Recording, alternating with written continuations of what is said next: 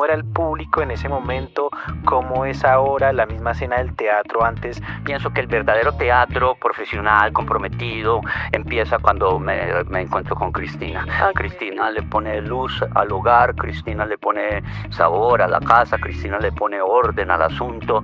Puede haber amor, pero pueden haber temas como diferencias creativas, aparte atravesando después de tantos proyectos. Y a mí me dio mucha envidia, yo dije, yo quiero ser ese personaje y como que en mi cabeza pensé, ella se va a regresar a España y va a quedar esa vacante.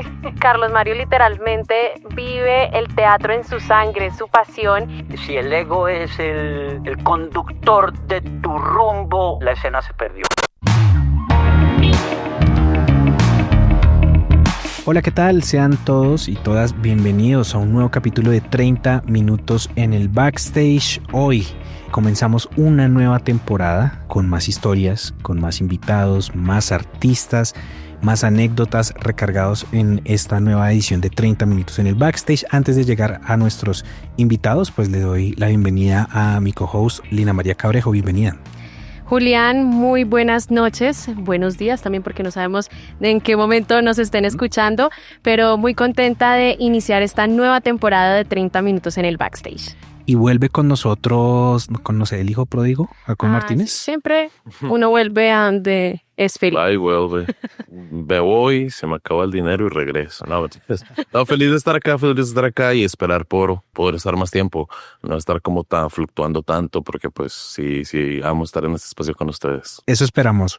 Bueno, Lina, ¿qué tenemos hoy?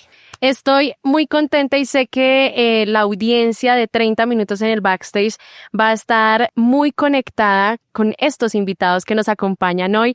Les hablo de El Águila Descalza, un grupo teatral colombiano de la ciudad de Medellín, por supuesto integrado por Carlos Mario Aguirre y Cristina Toro, a quienes les damos la bienvenida aquí a este espacio de 30 minutos en el backstage. Bueno, Lina, muchísimas gracias a ti, a Julián, a Jacob.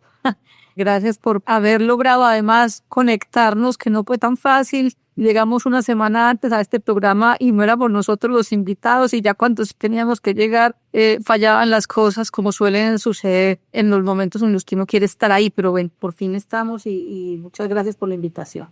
No, pues a ustedes muchísimas gracias.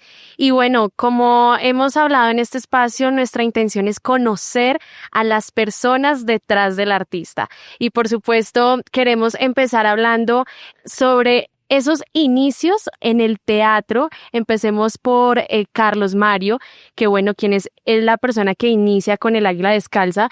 Háblenos un poco acerca de esa experiencia, de cómo llega el teatro a su vida. Lina, muchísimas gracias también a Jacob y a Julián. El teatro a mi vida en realidad llega desde que estaba muy niño. La necesidad de huir de mí era algo imperioso, de esconderme debajo de la cama. Cuando yo supe que la cama tenía un debajo, para mí fue el paraíso reencontrado. Viví perdiendo paraísos y tratando de construirlos lentamente, y huyendo de mí me encontré con otros personajes, hablando solo, recuperando para mi vida historias que me contaban o que ya había visto en el cine o en lo de las caricaturas o en las calles de mi barrio, guiado por mi madre o por mi padre. Y así se va formando como toda esa prehistoria del trabajo teatral, la ilusión de ser alguien distinto y de representar algo distinto de lo que era mi vida. Yo pienso que la piedra de toque una de las piedras de toque fundamentales en mi historia teatral fue la noche que vi por primera vez un grupo de marionetistas españoles en el viejo Teatro Junín de Medellín que se llamaban Los Pupi. Y yo después de la función quise representarlo. La segunda epifanía en este recorrido fue cuando, viajando hacia el Colegio de San José en la ciudad de Medellín, que quedaba en uno de los cerros tutelares de la ciudad, por detrás del Pablo Tobón Uribe, en la parte trasera, yo leía Escuela de Teatro y supe desde ese entonces que el teatro entonces se puede estudiar y yo puedo dejar de estudiar todo lo que estoy haciendo. En segundo elemental estaba yo, creo, y poder hacer una vida teatral. Y así se fueron tejiendo una cantidad de circunstancias, de historias, hasta que en el mismo colegio, en quinto de bachillerato, a eso sumándole aspectos de mi abuelo, que sin que yo los conociera, los vine a conocer muy tardíamente.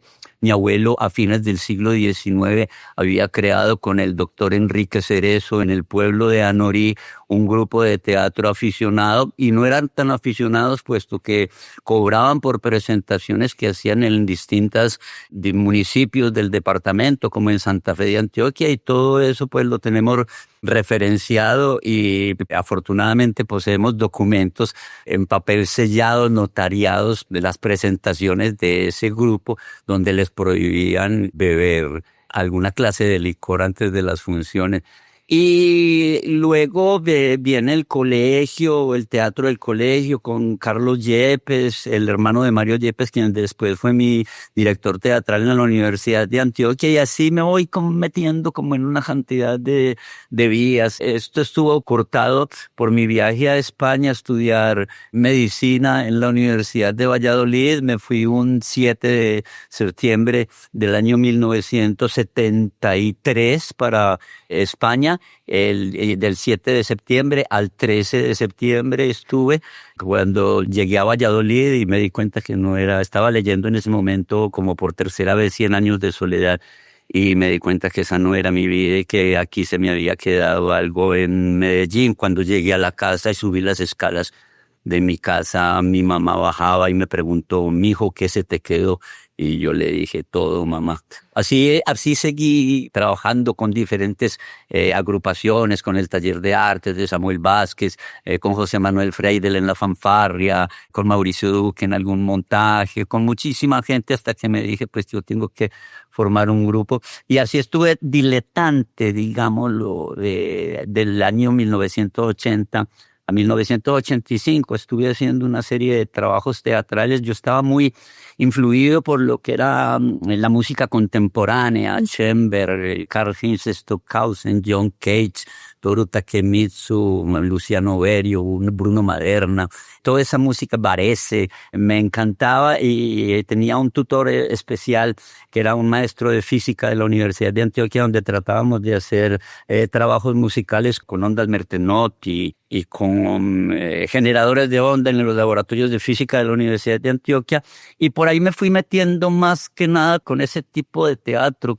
y por eso una de las primeras obras que hice fue El pupilo que quiso ser tutor, de Peter Hanke, con música de Peter Maxwell Davies, quien fue autor de la música de Los demonios de Ludum, y con quien tuvimos la oportunidad de alternar en la Universidad de Antioquia en algún seminario que dio, y influido también por Mauricio Kagel y el nuevo Teatro Musical de Colonia. Me comprometí mucho con ese teatro, con esa música. Hicimos Medellín a solas contigo y de Gonzalo Arango, pero era muy diletante y fumaba mucha marihuana.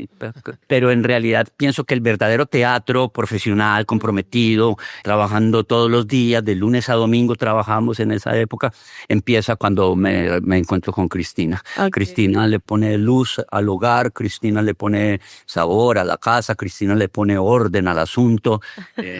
Fue con Cristina con quien verdaderamente inicié un proceso teatral. Ajá. Para mí fue suficientemente consistente, importante.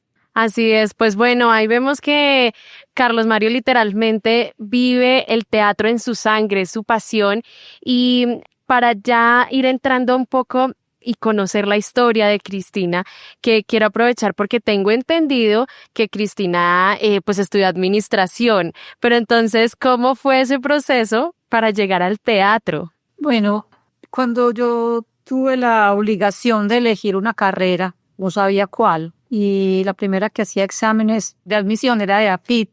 Entonces yo hice el examen y pasé, y como uno no podía darse el lujo de decir voy a esperar a ver si paso en las otras y perder esa oportunidad, ni tampoco pagar una matrícula y después decir no, yo quería esto sin saber qué quería, porque es que uno a los 17 años realmente no sabe, todavía a veces no sabe quién es uno a los 64. Entonces, en ese momento fue la primera carrera y por eso quedé ahí. Afortunadamente me ha servido mucho, pero yo finalmente venía de un proceso distinto, de búsqueda. Siempre la escena formó parte de mi vida. Desde muy niña yo estuve, sobre todo por el lado de la música. Yo pertenecía a todos los coros, tenía un dúo con mi hermana, cantábamos. Luego participaba de todos los actos públicos del colegio. Estuve, en formación de guitarra, de ballet, de otra cantidad de cosas que son bastante útiles para el oficio de actriz,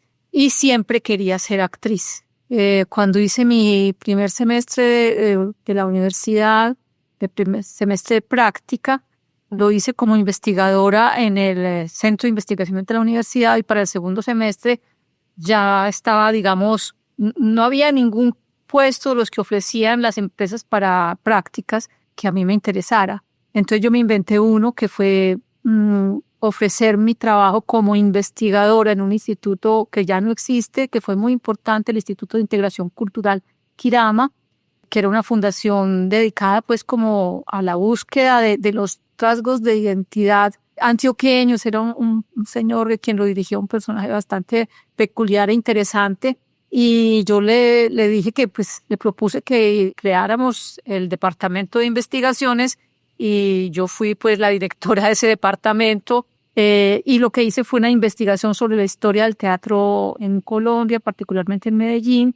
Y ahí fue como el contacto ya más directo con lo que era ese movimiento teatral en el 82. Ahí pues no solamente conocí a Carlos Mario, sino a todos los 45 grupos que decían hacer teatro en aquella época. Era una locura, pero ninguno era profesional, todos eran gente a la que le gustaba el teatro y que ejercían como profesores o como empleados en actividades de distintos oficios, y en las noches o los sábados por la tarde, o eventualmente pues hacían teatro. Entonces ahí ya como que fue mayor el acercamiento, y me llamó mucho la atención, digamos, la formación de Carlos Mario.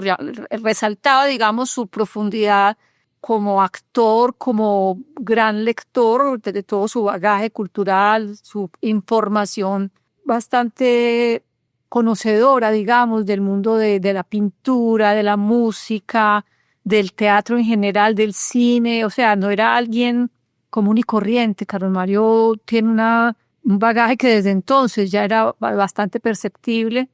Y para mí eso fue muy emocionante, conocer esa primera biblioteca que él tenía en esa época, que era cuando todavía vivía en su casa de familia. Y bueno, de ahí yo salí a un viaje a Europa. Ya después de estar graduada, seguía trabajando en el instituto. Me fui a Europa como con la idea de quedarme, de estudiar música de pronto, pero allá me di cuenta que no, que no estaba tan fácil el camino. Me regresé y tuve la oportunidad de ir a verlo, trabajar en una pequeña sede que ya tenía en ese entonces, que era el apartamento donde él vivía realmente. El apartamento constaba de una pieza, luego lo que era la comilla sala, pero era un espacio de 7 por 7 metros y mucho, y un baño. Y entonces en ese espacio de 7 por 7 él hacía teatro todos los días, y esa noche yo vi La cantante calva, y él hacía los 6 personajes. Hace 2 años que estuvimos en París, en el teatro original donde se presenta esta obra, en Lochet, y yo veía a todos los personajes, al bombero, a los señores Smith, la señora y el señor Smith, la criada, y yo decía, es increíble, lo Carlos Mario representaba perfectamente todos estos caracteres. A mí eso me asombró, me cautivó, y esa misma noche él me propuso que trabajáramos juntos. Yo ya había estado el año anterior, antes de mi viaje, había visto el montaje de Tanto Tango, que lo hacía con una actriz que estaba de paso por Medellín, porque ya estaba viviendo en España para entonces, y a mí me dio mucha envidia. Yo dije, yo quiero ser ese personaje, y como que en mi cabeza pensé, ella se va a regresar a España y va a quedar esa vacante. Y entonces tuve la oportunidad, él me ofreció que trabajáramos juntos esa obra, y yo de una vez acepté, y bueno, ya desde entonces aquí estamos. No ha pasado un solo día sin que estemos comprometidos con este amor entre nosotros, con este amor por el teatro y con esta creación que ahora, 40 años después, nos llena de satisfacciones, no solamente porque hemos hecho una dramaturgia que nos refleja, hemos construido un lenguaje teatral que ha permitido a la gente de todos los orígenes y condiciones y edades identificarse, sentirse narrados, sentirse parte de una sociedad que está ahí contada en sus maneras de pensar y de sentir, de una manera que además de ser profunda también es muy cómica y ha permitido, digamos, esa magia de la catarsis, de que la gente se sienta liberada un poco también de los pesos que caen sobre su espalda por simplemente formar parte de una sociedad con todos estos vicios y complejidades. Son más de 4 décadas ya juntos en la que yo creo que han visto cómo ha evolucionado esta escena del teatro en Colombia y en diferentes partes, yo creo. Y no solo la escena del teatro, sino también el público. Yo creo que en algún momento se habla de una generación de cristal y que toca ser más cuidadoso con lo que se dice porque la mayoría se ofende, pero al mismo tiempo creo que ahorita vemos también más proyectos un poco más atrevidos, podríamos decirlo de esa manera. Entonces, no sé, desde su experiencia, ya como decía, más de 4 décadas, ¿cómo ha sido esa evolución? ¿Cómo era el público en ese momento? ¿Cómo es ahora la misma escena del teatro? Antes, no sé, no era rentable y ahora sí, sigue en el mismo canal. ¿Cómo es ese tema? Bueno, sí ha habido una transformación tanto del movimiento teatral desde la parte de los actores y creadores como del público. Nosotros llegamos a una Medellín en ese entonces, año 1985, que no estaba acostumbrada a ir a teatro. Generaciones anteriores tuvieron, digamos, hasta los años 50, mitades de los 60, todavía llegaba algo del teatro, de las comedias españolas. Había algunos grupos como el de Gilberto Martínez, estaba, bueno, gente que hacía comedia al estilo español, o también estaba la corriente del teatro universitario. Entonces eso tenía como muy estereotipado, digamos, y muy circunscritos los públicos a unos temas muy concretos, muy cerrados.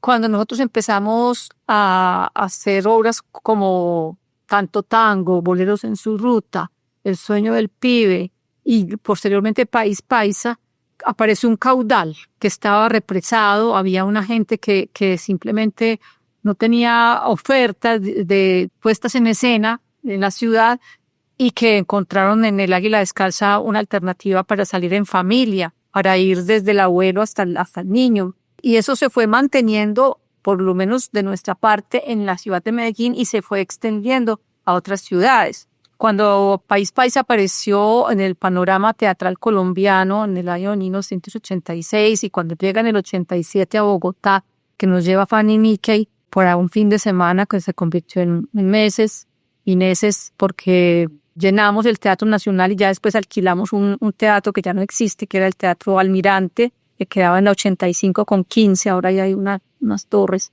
en ese parque grande. Y empezó a llegar el público, entonces no era un teatro de paisas para paisas, era un teatro nacional realmente, era un teatro que estaba hablando de una sociedad que estaba ahí reflejada en esa narración que nosotros hacemos de lo que es la transformación del origen campesino a la llegada a las ciudades, del mundo de lo rural a lo urbano, con todos esos personajes populares que generaban tanta simpatía, aun cuando muchas veces estaban mostrando perversiones y aberraciones de su naturaleza, digamos. Pero entonces fue muy interesante eso, y tanto que nos contaba David Esquivel en esa época que a raíz de comprobar que nosotros llenábamos no solamente en Bogotá, sino en Cali, en Pereira, en Manizales, en Cartagena, y se pensó ya que se podía hacer una gira nacional con obras musicales como las que empezaron a montar en ese entonces. O sea, ahí había un referente que era no se van a quebrar. Entonces, eso fue bonito y digamos que no es que sea por nosotros, pero estaba creado el clima y ya entonces se dio una expansión que fue interesante. Digamos que las comedias musicales tuvieron un periplo que también llegó a su fin en la mayoría de los casos, y paradójicamente seguimos siendo tal vez de las únicas compañías que mantenemos una temporada o 2 al año por distintas ciudades del país, porque la mayoría de los grupos, digamos que permanecen en sus ciudades, pero no les permite, o sea, no han logrado las conexiones, no sé qué será. Por ejemplo, nosotros ahora estamos en este momento en Pereira y vamos a iniciar ya la segunda semana en una sala para 1,280 espectadores y ya la semana anterior estuvimos agotando boletería y seguiremos de a 2 semanas en Manizales, de a 2 semanas en Cali, luego saldremos para los Estados Unidos. O sea, hemos logrado con la permanencia, porque además esa es otra cosa de las que pasan con los grupos cuando son compañías comerciales están atadas a una figura estelar que pasa de moda, llega otra y la reemplaza, entonces no hay una cohesión como grupo como la que sí puede haber pues entre nosotros dos que somos pues actores de coequiperos y que nos amamos desde hace muchísimos años. Entonces yo creo que también son particularidades muy especiales, pero que dan cuenta de que Colombia es un país ávido, como cualquier población, de una expresión artística que lo refleje no solamente en la música o en la danza, sino también en el teatro. Bueno, y ustedes nos comentaban mucho acerca de la permanencia, de lo que cuesta de repente a lo mejor continuar en este largo camino que ustedes han dicho que ha sido por 40 años. Quisiera saber cómo logran a través de todos estos años, pues seguir juntos, bueno, tú decías el amor, pero también luego puede haber amor, pero pueden haber temas como diferencias creativas, aparte atravesando después de tantos proyectos, cómo a través de todos estos años pueden seguir tan vigentes y trayendo cosas frescas. Sí, se hablaba del amor y se habla del amor, el amor como ente primario y como gestor y motor impulsador fundamental de toda la creación. Como decía en un libro muy hermoso que yo siempre trasegaba hace muchos años, se llama un hombre de teatro, y había en el libro varios epígrafes. Uno de ellos era ¿por dónde empezar? ¿Qué les diré? Pues lo primero, el amor, Platón. Y eso es lo que nos mantiene y eso es lo que nos sostiene. Las diferencias artísticas nos importan un carajo en realidad. Al principio podía existir y yo me sentía con la necesidad de, digámoslo así, como de creerme un director de teatro, como de creer en mis presupuestos teatrales, como de alimentar la escena con cuanta cosa había vivido, oído, con cosas con las que me había comprometido.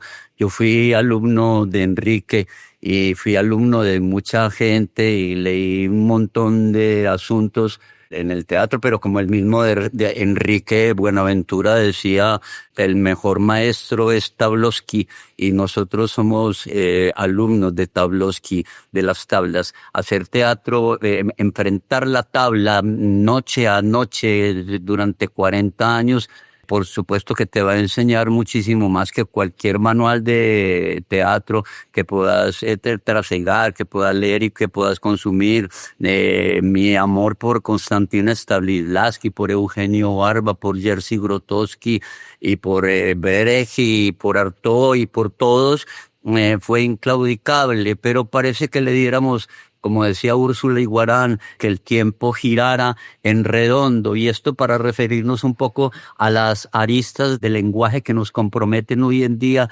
cuando me parece como cuando hablabas de la generación de cristal, donde todo hay que tocarlo de una forma tan sutil para que no se te resquebraje entre las manos. Y yo pienso que tratar de aprender a caminar en el escenario por la cuerda floja, no solo a nivel corporal, sino a nivel lingüístico, es un asunto bastante complejo, pero que si se hace precisamente entonces con amor y con profunda conciencia y con un profundo respeto, logras llegar de una torre a otra.